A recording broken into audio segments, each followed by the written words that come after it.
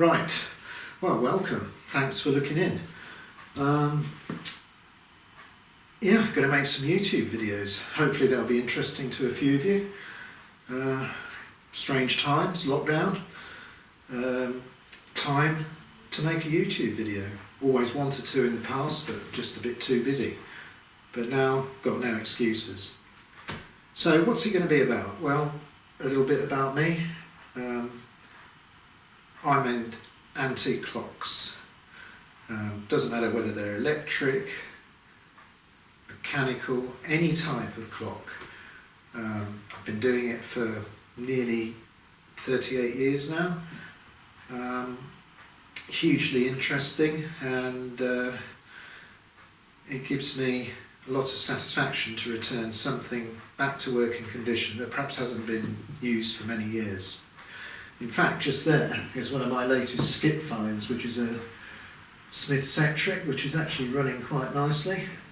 I try and get them as often as I can if I see them, because I hate rewinding the coils, so time consuming.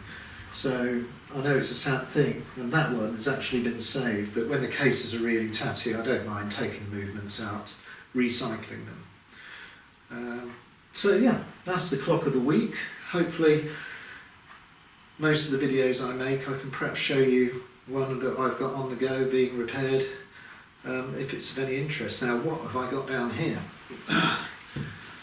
A Tri-ang, early Tri-ang Dock Shunter. Yeah, model railways. Well, I'm interested in them, and I hope that I can make a few videos that will interest you if you have an interest in these old railways, especially Tri-ang, Hornby 00. I will admit it's all old school. I love the DCC, it's good stuff. I watch many videos and I marvel at all the new technology, it's great. But I like the authentic old stuff, the stuff I grew up with. And there are some excellent channels that I watch at the moment that, you know, the scenery is all very good, I love it, but I just like the basic layout, you know, line-side furniture, a few things, but not your ultra-realistic layout, just showing off what these things can really do. Now this guy, I don't know whether you can see, but he's got a little bit of damage there. He came in a box of clock parts that I bought at an auction, and he was lying at the bottom, and he's responsible for getting me interested again. So I'm going to try and show you a bit later, upstairs, just how good these little things can be. Now he needs a little bit of work, so I'll give him a little service and a clean, and I thought that we'd try and do a video to see whether we could compete with some of the modern slow speed technology that's out there. Now this is just a very basic 3-pole motor in here with an Alinco magnet. Now they do lose their magnetism, and a lot of people like to put the neo magnets in. Now I'm not a fan of neo magnets. I would describe them as harsh. I mean, oh yeah, they're very powerful, they're good magnets, but the thing about these motors is you can have too much of a good thing, and if you have too much of a good thing in the magnetic department, you overcome all the advantages that are, you know, that go into the windings of the armature, because you're spending a lot of time overcoming the excess magnetism rather than generating a smooth running, low consumption motor. But anyway, that sounds a little bit technical, doesn't it? I don't think we want to go there. This is my workshop. It's not cold enough today to have the stove on. In fact, it's really quite nice outside. So when I finish this little introduction, I think I shall probably treat myself to a sit in the sun, maybe a tin of beer. And then this evening, let's edit a few things together and get it on YouTube and see if it interests you. Every week I'll try and show you not only something to do with the railway, but perhaps something to do with either the clock mending or the various other things I get up to. I don't want to bore you with everything that happens around here, but I think over the weeks you'll get an idea that it's interesting to me. I watch the Repair Shop occasionally, and that's a great programme. And I like to think that you know, I've been doing a lot of different things over the years, and maybe I can convey to you that we've got a bit of an authentic repair shop going on here. We've got a few people that drop in time to time, hopefully you'll get to meet them, and yeah, if we can entertain you a bit or pass on something useful, definitely, hopefully that'll be good enough for me, because I've watched a load of videos that have helped me. You know, I think you'll probably find that many of us, if we get stuck with a repair or we're looking for a bit of inspiration, whether it's something to do with car maintenance or anything, there's a heap of really good information out there.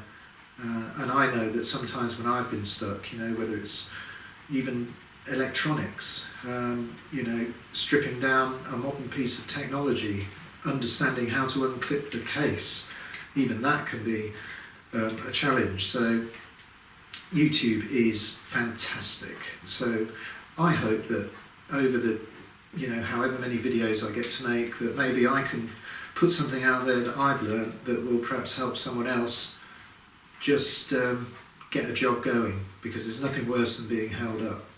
But anyway, thanks for watching. That's enough of this. I think we'll get this bloke upstairs. I haven't got my full layout made. I've got plenty of Super 4 all over the workshops. I'll get it on Gumtree. Got my old stuff upstairs. I shouldn't really say Gumtree. Let's get it off auction sites on the internet. I don't want to be specific. So yeah, different auction sites on the internet. Forget I said that word.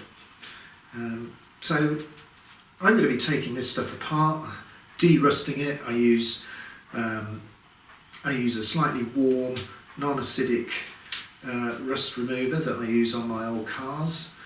I'm going to show you how I do that, and then hopefully we're going to experiment with a bit of nickel plating on these. Now, I don't think that, I don't know whether Super 4 had a plating on it. I need to look maybe in Pat Hammond's books and find that out, but we're going to see what we can do with this. It's great stuff. I know a load of people like the System 6 or the newer Pico type stuff, or the ultra realistic track that's out there, but I'm really a Super 4 person, and I'm going to be enjoying using it on my layout. I've been lucky enough to get some of the rarer parts. There's, the third radius curves can sometimes be tricky to get. And I've also been experimenting making my own bespoke parts, so like second radius curves, you know, quarter length or half length or any bespoke length, and I can show you in another video how I've experimented and found a way of joining the ends of the sleepers so you get the authentic half sleeper overlap. So when you get these pieces in the layout, they don't look like they haven't got a proper end. So yeah. But it's out there, Super 4, Tri-ang, even Hornby 00, and it's a fraction of the price of new stuff. Okay, you're not going to buy it and run it and get great results straight away, but you can have a lot of fun fixing it up and then enjoying it. So hopefully you'll see how I do with it, and then maybe you'll be interested in it too. But right now, I'm going to head upstairs, and we're going to see whether we can really get this little Dock Shunter, once he's had a bit of a tickle up, whether we can get some slow starts and maybe some nice scale speed reversing. So let's get him ready, and I'll see you up there. Thanks for looking. Bye.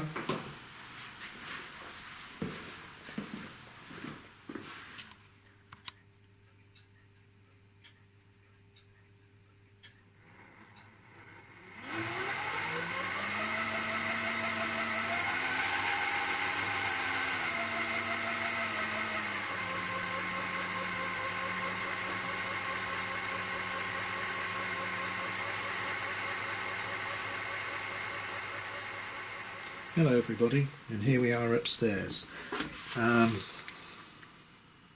Test track.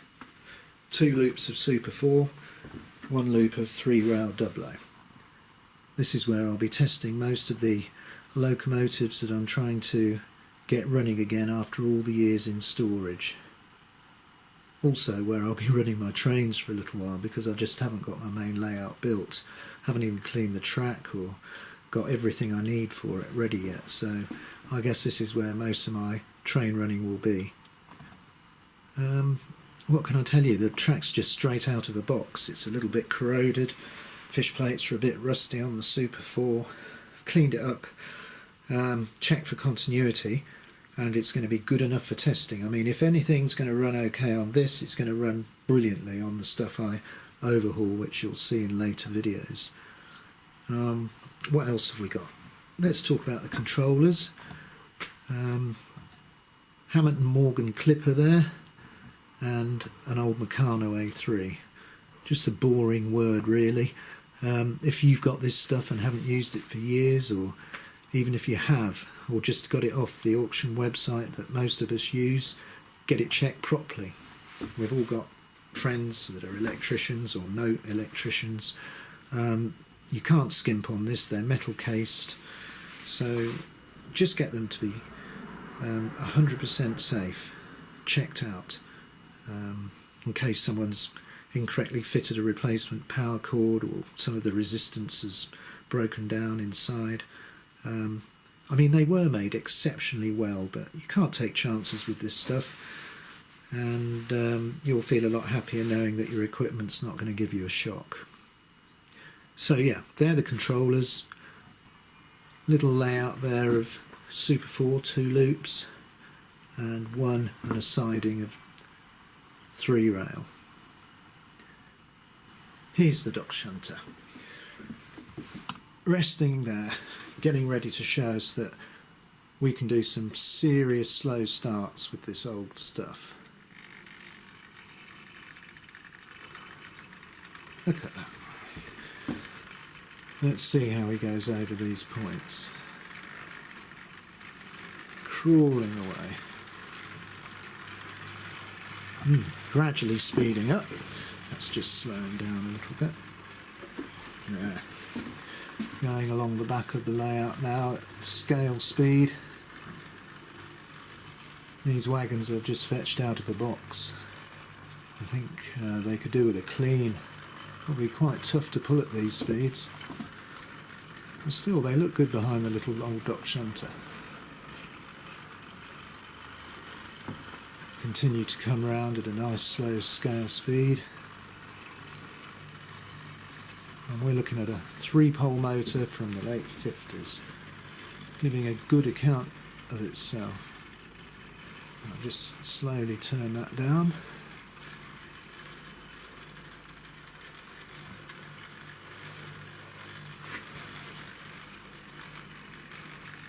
Now imagine when you've got some really nice clean Super 4 track, what this is going to run like. And we might try a little bit of reversing. Let's just get over these points. Here we are.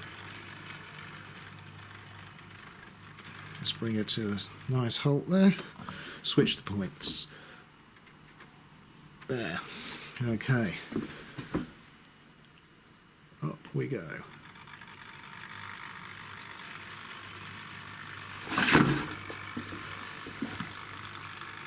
Let's just move over these points with these excellent old wagons with their old Mark II couplers.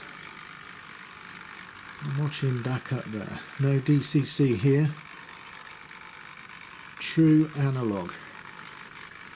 Now I do love the DCC and it's so realistic. But look at this. Slow start. You can just see that moving at a snail's pace. This is entirely possible with the old stuff. Let's see if we can go back across these points at this really slow speed. This is a challenge. Not too confident, I can tell you.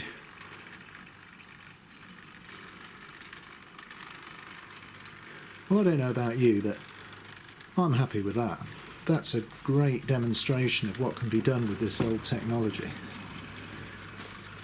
Now, I don't think we could run this Dock Shunter without showing you what it can really do. So let's just change the points and wind it up a little bit.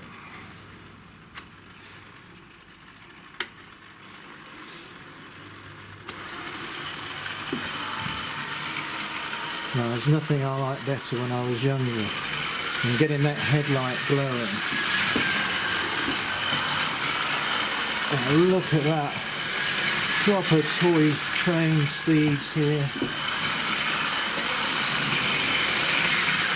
But still able to control it right down.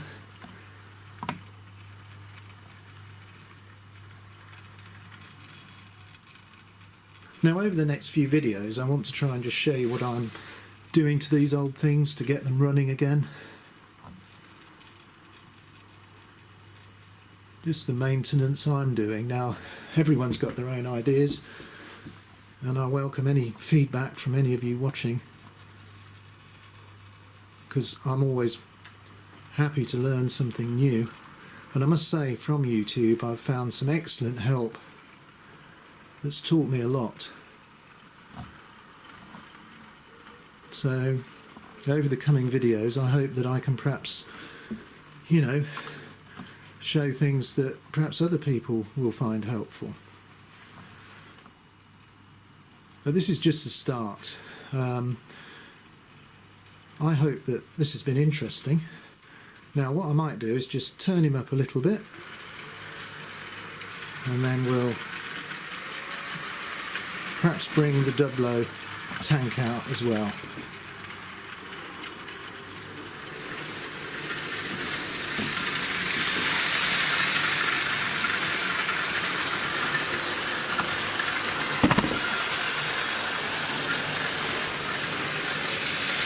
So that salt train seems to be in a bit of a hurry to get somewhere. Let's just turn it down a little bit. And these can run nice and slowly as well, let me tell you. So it's not just the Tri-ang that can do this realistic slow running.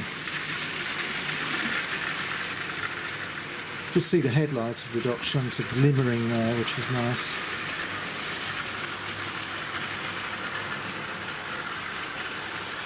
Just nice to have some trains running, even though it is just an oval.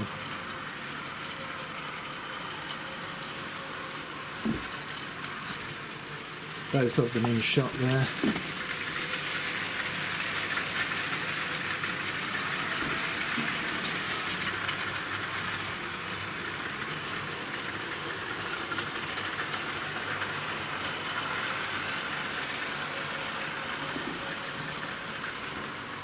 I'm just going to slow the Dublo right down there, and we'll just bring the Dock Shunter alongside now. Slow him down here. Crawl him over these points one last time to a stop. Right, well, thanks for watching. Next time I might try and show you what I'm doing with the track.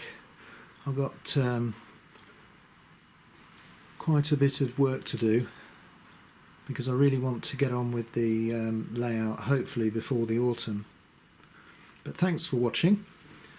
And as I say, if you've got any feedback, I mean, please, let's hear it, you know, good or bad, because I want to try and improve what I'm showing you, and hopefully make it interesting.